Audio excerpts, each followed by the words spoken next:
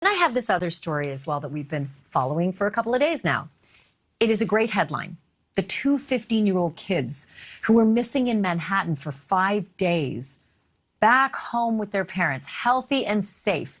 15-year-olds Kaileigh Catalano and boyfriend Vincent Abolafia were spotted by Kaileigh's dad, Joseph, on a bench underground in the New York City subway.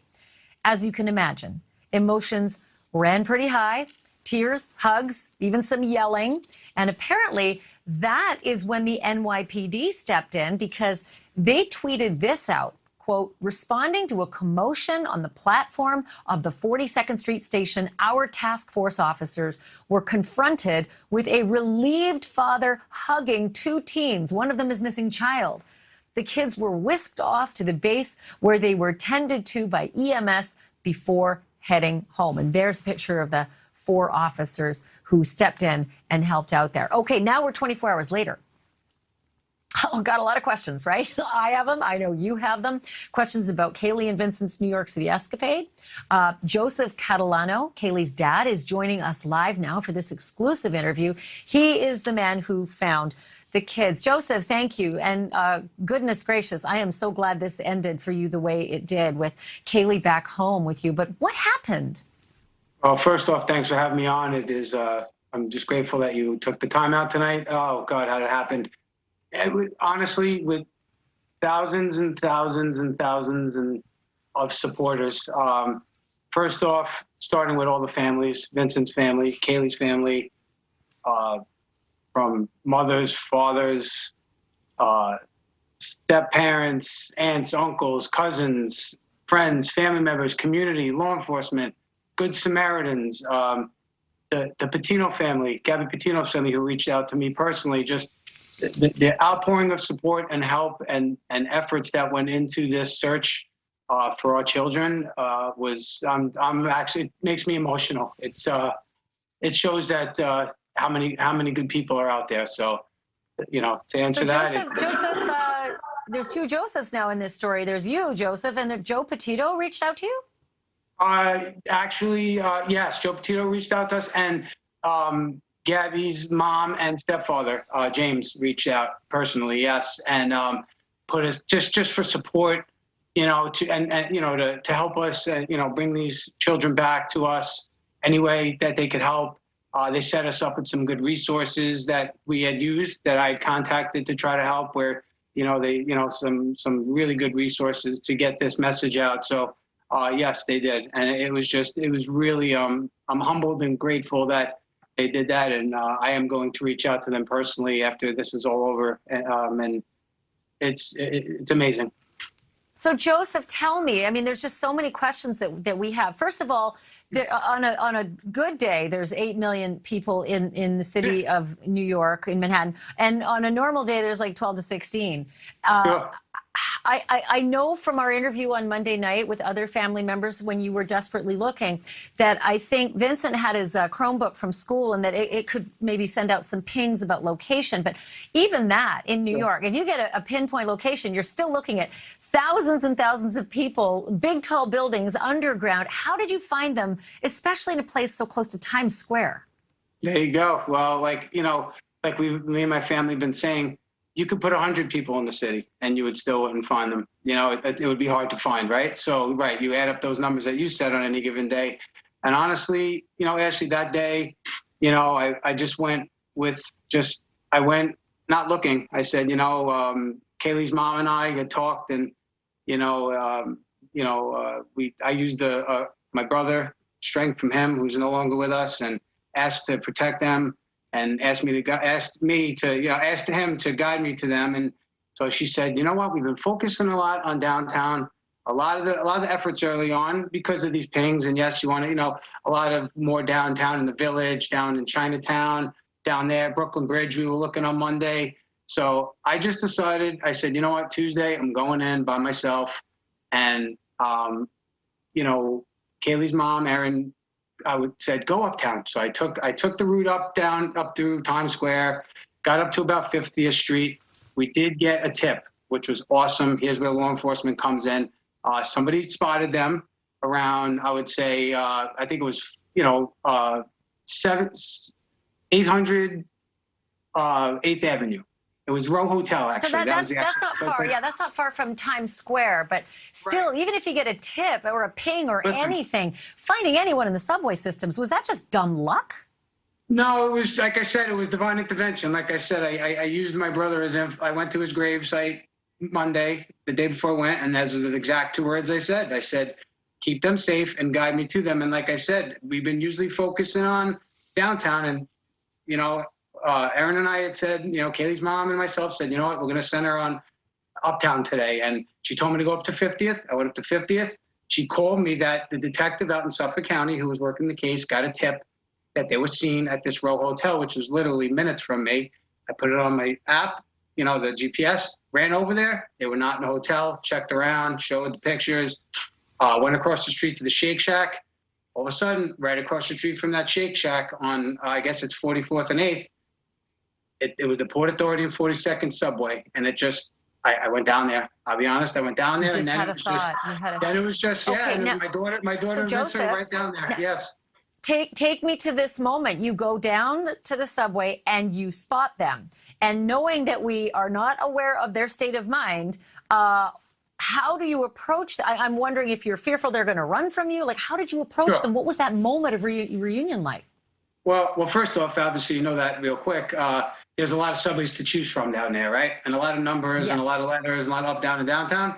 I chose the first one. I chose the downtown A and C, and went through, walked, and when I spotted them on the bench, I'm a social worker myself, so you know I've handled crises like that, you know, but never this close to home, obviously. But so I approached them close, and obviously when you're in the city, obviously they weren't paying attention. I could have been anybody walking by, but I just slowly went up to them. I just put my arms around them, and I hugged them both, and I said, you know, we love you guys. We miss you. Your families miss you. You're safe. I just reassured them that we love them, and then, like you said, I did scream bloody murder because at that time it was just getting them safe.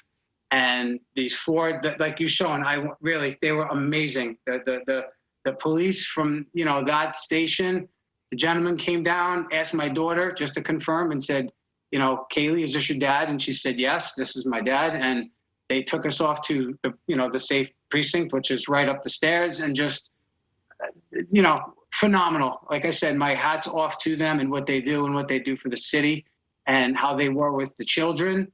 You know, they were just amazing, and it was.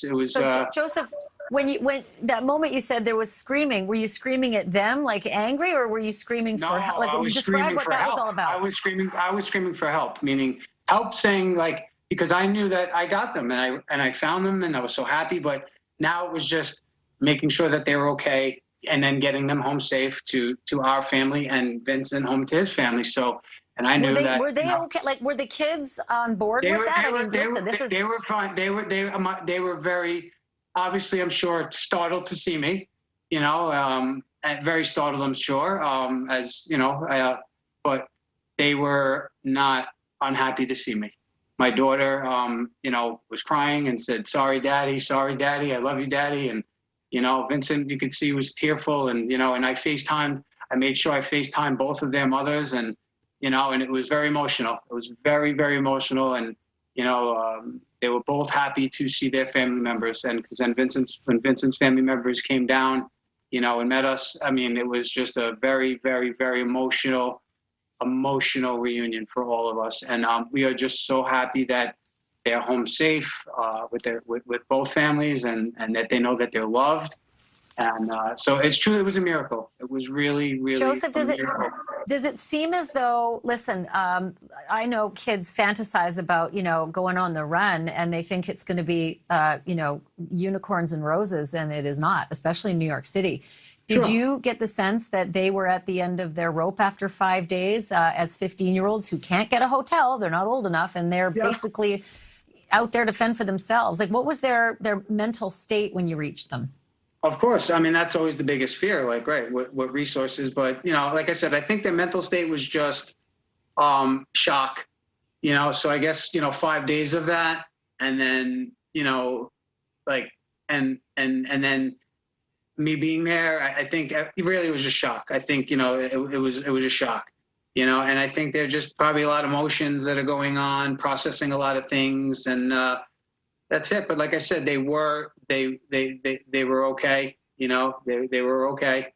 And Where and had they that's, been sleeping? Because like I said, at 15, you can't get a hotel room. You're not a grown-up. So where did they spend their nights?